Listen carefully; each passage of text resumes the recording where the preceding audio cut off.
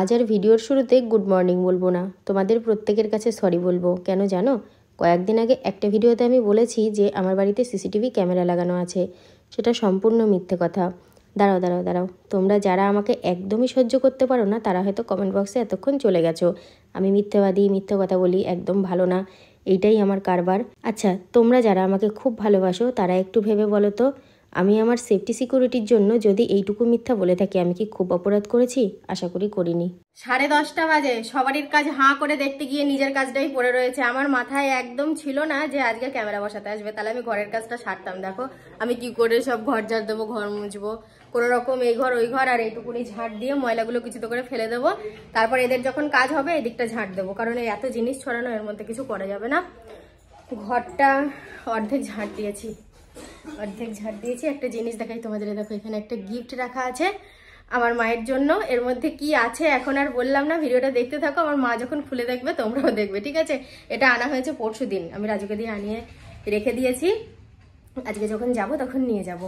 আজকেই দেখো কিরকম কাজের চাপ, আজকে এক জায়গায় যাব বলে একটু তাড়াতাড়ি কাজ সারছি, আবার আজকেই বাড়িতে এক্সট্রা কাজ।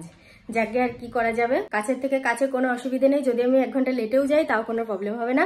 আগে আমি কাজগুলো সারি। মায়ের জন্য ভাত বসিয়েছে, সিদ্ধ ভাত। আমার একটু খিদে পেয়ে গেছে, আর আমি একবারই ভাত খাবো। মায়ের ভাত হয়ে গেলে মাকে বলবো তোমার থেকে আমার দুটো ভাত দিয়ে দাও, আমি খেয়ে নিই। আমার ওষুধ আছে, ওষুধ খেতে হবে, খাবার না খেয়ে ওষুধ খেতে পারবো না। কারণ আমাদেরকেও তো বাঁচতে হবে, তাই না?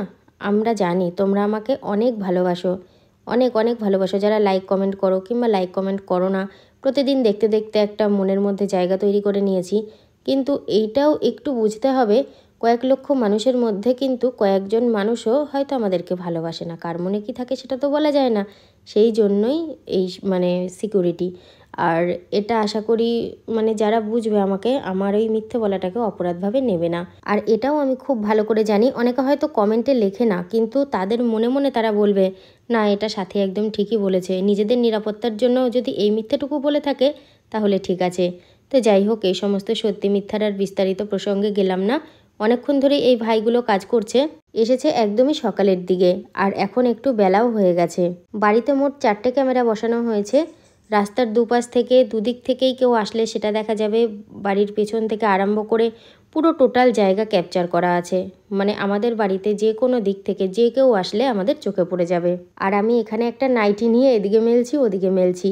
আসলে গাছতলায় দিয়েছিলাম তো সেভাবে শুকায়নি, তো ভাবলাম একটু রোদ্দুর দেখে দিই, স্নানের আগে শুকিয়ে যাবে। প্রত্যেক দিন স্নানের আগে যে কাজটা আমি করি শেয়ার করা হয় না গো। এই দিকটায় যখন আসি তোমাদেরকে একটু শেয়ার করে দিল। আর মা এখানে নিজের জন্য রান্না করছে।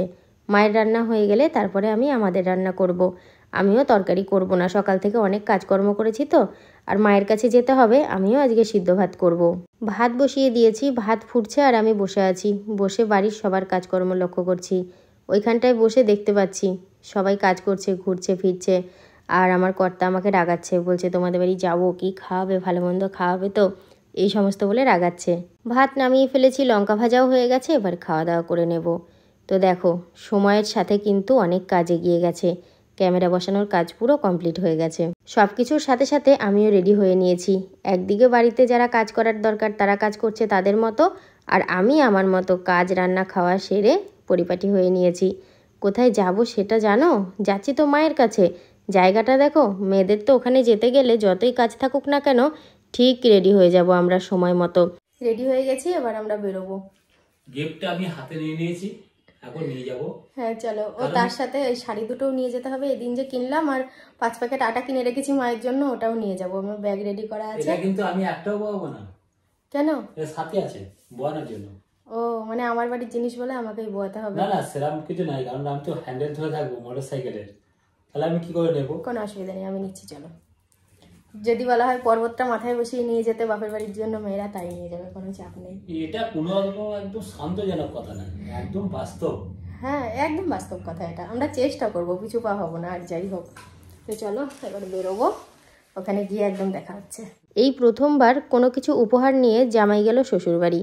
বিশ্বাস করো, মিষ্টির প্যাকেটটা পর্যন্ত হাতে নেয় না, সেটা আমার হাতেই ঝুলিয়ে দেয়।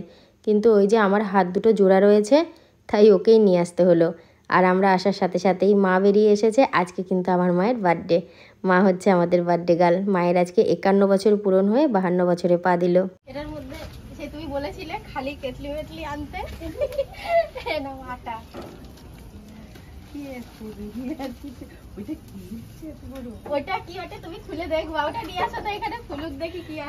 আমি চাইলে কিন্তু অফ ক্যামেরাতেও গিফটটা খোলাতে পারতাম, সত্যি সত্যি, কিন্তু কেন জানো আমি অন ক্যামেরায় খুলিয়েছি, কারণ তোমরা জানো না এর মধ্যে কি আছে, আর মাও জানে না, তো সেই কারণে ভাবলাম যে মা তো দেখবেই, তোমরাও দেখে নাও। তো খুলছে, তো মায়ের একটু গিফটটা খুলতে সময় লাগছে, এইটাই হয়। আর আমার তো একদম অপেক্ষা হয় না, আমি মাকে বলছি কি মা তোমাকে কি আমি একটু হেল্প করব খুলতে, বলছে হ্যাঁ খোল, তো খুব ভালো হবে। তো ওই জন্য আমি হাত লাগিয়ে দিলাম। ওই দেখো আমি যেই হাত লাগাতে শুরু করেছি দেখেছো, মানে আর কি বলবো, সময় লাগবেই না। তো তোমরা আশা করি বুঝতে পেরেছো এর মধ্যে কি রয়েছে। এই জিনিসটা হয়তো খুব দামি নয়, কিন্তু মায়ের কাছে খুব প্রয়োজনীয়। যখন দেখি শিলে মশলা বাটে তখন আমার মানে মনে হতো কি মায়ের একটা মিক্সি মেশিন থাকলে খুব ভালো হতো, মশলা বাটতে পারতো। তো সেই কারণেই এটা উপহার দেওয়া হয়েছে আজকের এই বিশেষ দিনে। মা আমাকে আগেই বলেছিল মনা তুই কী খাবি বল, তোর পছন্দ মতোই হবে। বেশ কয়েকদিন আগে বেড়াতে গিয়ে নানপুরি আর ছোলার ডাল খুব ভালো লেগেছিল মায়ের হাতের, তো সেই জন্যই আজকেও আমি নানপুরি আর ছোলার ডালই বলেছি বানাতে। আর মা জানো তো বেশিরভাগ টাইমে কি হয়, কোনো খাবার জিনিস বানালে অনেকের জন্য বানায়, মানে আমার শ্বশুরবাড়ির দিকের সবার জন্য বানায়, আমাদের এই বাড়িতেও অনেকে থাকে, তো আমার বড় মাসি এসছে মাকে হেল্প করার জন্য, তো সেই কারণে অনেকটাই বানিয়েছে। মাকে বলছি যে মা এবার কিন্তু আমাকে রসবড়া বানিয়ে খাওয়াবা, তোমার আর ডাল বাটতে কোনো কষ্ট হবে না। বলে তোকে হাতে বেটে খাওয়াতে হলেও আমি খাওয়াবো, ওটা আমার কাছে কোনো ব্যাপার না। আগে কখনো এই বিশেষ দিনটা এইভাবে পালন করা হয়নি, আসতামও না জানতামও না। তো যাই হোক, গতবার আমার খুব আসার ইচ্ছে ছিল, একটা কারণের জন্য আমি আসতে পারিনি। আর এইবার আমি বললাম কি যে মা আমার পছন্দের খাবার বানাও, আর আমিও যাব, তোমারও একটু ভালো লাগবে আর আমাদের সবার ভালো লাগবে। একদম ফুলে ফেপে গোল হয়ে গেছে, দেখেছো কি সুন্দর। এই কড়াইটা হচ্ছে ইংল্যান্ড থেকে আনা, মজা করলাম তোমাদের সাথে। ব্যবহার করতে করতে এত কালো হয়ে গেছে, যত দিন কালো বাড়ছে তত প্রিয় হচ্ছে। কিছু কিছু জিনিস আছে যত পুরনো হয় তার মায়াও তত বেড়ে যায়। তো যাই হোক, আমার কর্তামশাই তো এখানে আসলে মনে পড়ে যায় গাড়ির তেল ভরতে হবে, তো সেই জন্য চলে গিয়েছিল গাড়ির তেল ভরতে। বেশ কিছুক্ষণ পর আসলো, মানে আমাদের চায়ের পর্ব শেষ হয়ে গেছে, তারপর ও আসলো গাড়ির তেল ভরে আমাদের বাড়ি। দুপুর 12:30 নাগাদ অল্প ভাত খেয়েছিলাম, যাতে করে এখন খিদেটা পেটে থাকে, ওই জন্যই তো গরম গরম নানপুরি একবারে ফু দিয়ে খাচ্ছি, দারুণ লাগছে। নানপুরি ছোলার ডালের পরে দিয়ে দিয়েছে পায়েস, তো সব কিছুই খেয়েছি। দুটো খেয়েছি নানপুরি, পরিমাণ মতো ছোলার ডালও নিয়েছি, এক গাদা কিছু নিইনি, আর দুটো মিষ্টি নিয়েছি, একটা খেতে পেরেছি আর একটা খেতে পারিনি। সন্ধ্যা না হতে হতেই চলে এসেছি, খাবারের ঢাকনাগুলো খুলে রাখি, খাবারগুলো সবাইকে দেবো এবার। এটা লাগেনি আমার কাছে, একটা মানে আমারই একটা কেটলি মায়ের কাছে ছিল, ওটা দিয়েছে। আমরা আগে আসলাম, আমার কথা পরে আসলো, আবার এক জায়গায় দাঁড়িয়ে ছিল। আজকে ফার্স্ট রূপার হাতের রান্না খাবো, তাই তো রূপা? ইয়েস, আমি রান্না করবো আজকে, কেমন হবে বলবা? অবশ্যই জানাবো। ওই যে চলে এসছে ঠাকুর জামাই খেতে। আজকে আমাদের কি পিকনিক হচ্ছে রূপা? হঠাৎ পিকনিক, এটার নাম। আমি রান্না করলে তোমরা খেতে পারবে তো? অবশ্যই। শোনো, যদি নুন কম হয় আমরা দিয়ে খাবো, বেশি হলে জল ঢেলে খাবো, তবু তোমার হাতের রান্নাই খাবো। তুমি পাঁচফোড়নটা মনে করে দিবা। এই পাঁচফোড়ন দিতে হয় নাকি? হ্যাঁ, কি জানি, তোমার ঠাকুর জামাই জানে। হ্যাঁ, ওটা ঠাকুর জামাই দিয়ে দেবে। ওটা তোমার মাংস রান্নার আগে না পরে বলে দেবো তোমাকে, ঠিক আছে? পরেই দেয়, সুন্দরকে দেখেছি পরে দিতে। বলছে সুন্দরকে দেখেছি পরে দিতে। উমা কেন, কি হলো? বলছে দুই বউদের যেখানে টাকা দিয়ে ফিস্টি হচ্ছে, তাহলে আমি বিদ্যানগরে মোড় থেকে 2-4টে লোক নিয়ে যাই। নতুন বৌমার হাতে রান্না, নতুন বৌমার হাতে রান্না না, নতুন বৌমা হাত তুলে দিয়েছে, আমাকে বলছে তুমি রান্না করবা, আমি রান্না করলে কেউ খেতে পারবে না। না, রূপাকে দিয়ে মাংস রান্না করো বাড়িতে। আমি তো বলছি তুমি মাংস রান্না করো, বলছে আমি রান্না করলে তোমরা খেতে পারবা না। যে যা খেতে পারে খাবে, আজকে ওকে দিয়ে মাংস রান্না করো মা। যেমন হবে তেমন খাবো, তবু তো বলতে পারবো যে না খেয়েছি। আচ্ছা পেঁয়াজি খেতে ভালো লাগবে আমার। পেঁয়াজটা তোমার বৌদিমণি কুচিয়েছে তো, অত সরু সরু করে, ওই জন্য হাত দিয়ে ধরে দেখছো। না না না, রান্না যে টাকা দিচ্ছে সে পাচ্ছে।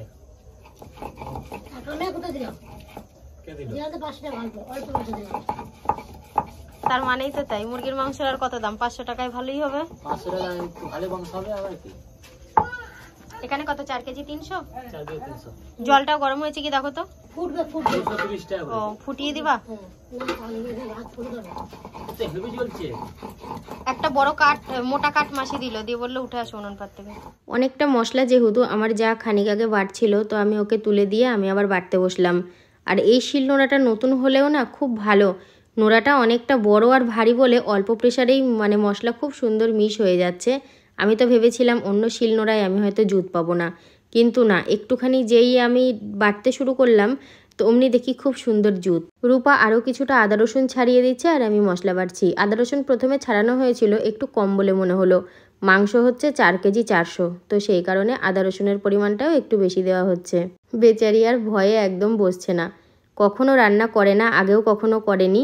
আর আমাদের এই মামার বাড়িতে অনেকজন থাকে, তো সেই কারণে মামি মাসি আমার যা সবাই আছে, তো নতুন নতুন যে আসে তাকে কয়েক বছর রান্না না করলেও চলে যায়। অবশেষে আমি ওকে সরিয়ে দিলাম, বললাম যাও, তোমার আর ভয়ে ভয়ে রান্না করতে হবে না, তোমার হাতের রান্না খাবো বলেছিলাম, খুন্তিটা ছুঁয়ে দিয়েছো, তোমার হাতের রান্নাই খাওয়া হলো। তো আমি বসে পড়েছি রান্না করতে, বেশ খানিকক্ষণ আগেই ওকে উঠিয়ে দিয়েছি। তো মাংসটা কষানো হচ্ছে, আলু তো আগেই ভেজে তোলা আছে, ভালো করে কষিয়ে নিয়ে আলু দিয়ে তারপরে জল দিয়ে দেবো। মাংস থেকে কতটা জল বেরিয়েছে দেখেছো, মাংসর জলেই মানে মুরগির মাংস অর্ধেকের বেশি সিদ্ধ হয়ে যায়, অল্প জল দিলেই হয়। রান্না কত দূর? রান্না হয়ে এসেছে, টক দিয়ে ফুটছে, একটুখানি কাছের থেকে দেখাও।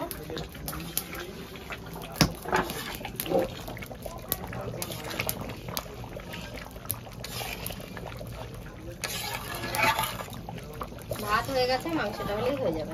রান্না কমপ্লিট হয়ে গেছে, তো মাসি সবাইকে খেতে দেবে। একদিকে ভালো, বাড়ি হলে চিন্তা থাকতো খেতে দিতে হবে, খেতে দেওয়াটা বেশি যেন চাপের ব্যাপার। তো টমেটো বাবু আর আমি শুয়ে রয়েছি, ওর গেঞ্জিটার জন্য আমি ওকে টমেটো বাবু বলছি, গেঞ্জিটা দেখলেই মনে হয় কি পাকা টমেটোর মতো কালার। আর এখানে অনেকেই রয়েছে, শুধু আমি আর ও রয়েছি সেরকমটাই নয়, ফ্যান চলছিল যার জন্য কোনো কথাই তোমাদেরকে শেয়ার করতে পারিনি। খুব সুন্দর হাসি গল্প মজা হচ্ছিল। তবে বিশ্বাস করো, সকাল থেকে কিন্তু আমি জানতাম না যে আজকে সারাটা দিন আমার খুব ভালো কাটবে। আজকে তো একটা স্পেশাল ডে, আমার মায়ের জন্মদিন, এই দিনের তো কোনো তুলনাই হয় না। আর সন্ধেবেলার যে জমজমাটি আড্ডা খাওয়া দাওয়া, এটাও কিন্তু আমার কাছে ভীষণ ভালো লেগেছে। আর অনেকের খাওয়া দাওয়া হয়ে গেছে, আর অনেকের হয়ও নি, আমরা খেতে বসেছি। তো যাই হোক বন্ধুরা, আজকের ভিডিওটা আমি এখানেই শেষ করলাম খাওয়া দাওয়া করতে করতে। এরপরে বাড়ি যাব, বাড়ি গিয়ে ফ্রেশ হয়ে ঘুমিয়ে পড়বো। তো চলো আজকের মতো টাটা বলছি, দেখা হচ্ছে আবার কালকে সকাল থেকে। সবাইকে গুড নাইট।